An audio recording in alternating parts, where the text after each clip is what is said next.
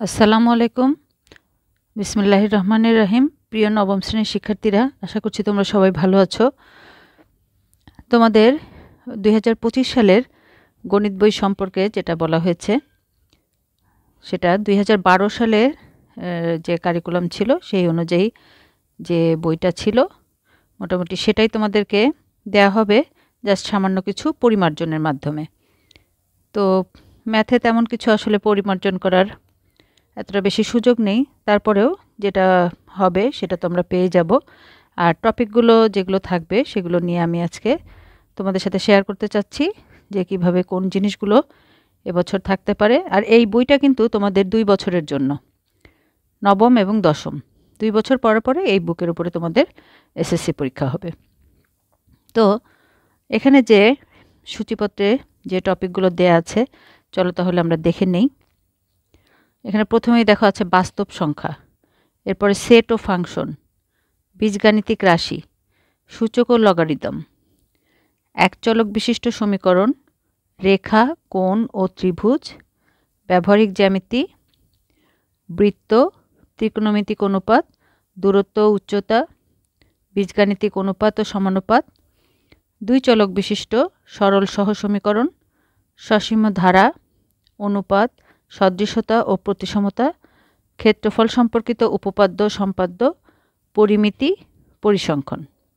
তো এখানে টোটাল দেখা যাচ্ছে 17টা চ্যাপ্টার আছে। তো এই 17টা চ্যাপ্টারকে কিন্তু 2 বছরের জন্য ভাগ করা হবে, ঠিক আছে।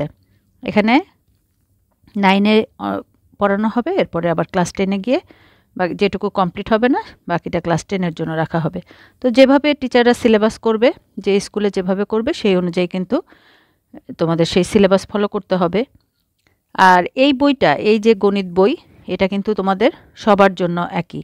এটা তোমার সায়েন্স, আর্টস, কমার্স প্রত্যেকের জন্য এই গণিত বইটা কমন। হ্যাঁ, এটা তোমাদের সবার জন্য কম্পালসারি। আর যারা সায়েন্সে পড়বে তাদের জন্য আরও একটি গণিত বই আছে, যেটা উচ্চতর গণিত।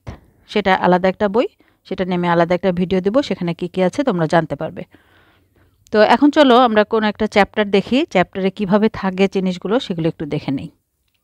দেখো এখানে আমরা অধ্যায় 2 সেট ও ফাংশন যদি দেখি, শুরুতেই তোমাদের এ সম্পর্কিত বিস্তারিত থাকবে, এটা কাকে বলে, তারপর বিভিন্ন উদাহরণ দেয়া থাকবে এবং উদাহরণের সমাধানটাও দেয়া থাকবে। হ্যাঁ, প্রশ্ন এবং উত্তর দুটাই দেয়া থাকবে। তো এখান থেকে তোমরা প্র্যাকটিস করবে, এক এক করে প্রত্যেকটা জিনিস সম্পর্কে এক একভাবে জানতে পারবে।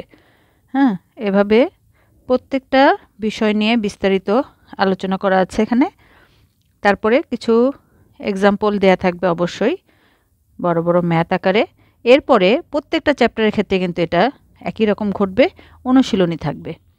অনুশীলনীর ভিতরে আবার প্রথম দিকে থাকবে এমসিকিউ। এখন এমসিকিউগুলো তোমাদের প্র্যাকটিসের জন্য এখানে দেয়া থাকছে, 4টি করে অপশন থাকবে, সেখানে সঠিক উত্তরটি তোমাদের বের করে নিয়ে আসতে হবে প্রশ্ন অনুযায়ী, ঠিক আছে। তো এভাবে আর কিছু দেখো সিম্পল কোশ্চেনও থাকবে, যেগুলো কিভাবে সলভ করতে হয় সেটা করতে হবে।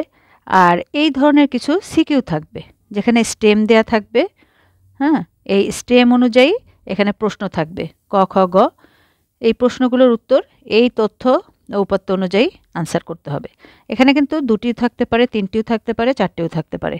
নিয়ম অনুযায়ী যেটা থাকে সেটাতেই তোমাদের আনসার করতে হবে। আর মার্কসের ব্যাপারে আমি আগেই বলেছি, তোমাদের মার্কস ডিস্ট্রিবিউশন যেটা হবে 70 মার্কস থাকবে সিকিউ আর 30 থাকবে এমসিকিউ। তো এই টোটাল 100 মার্কস, ঠিক আছে।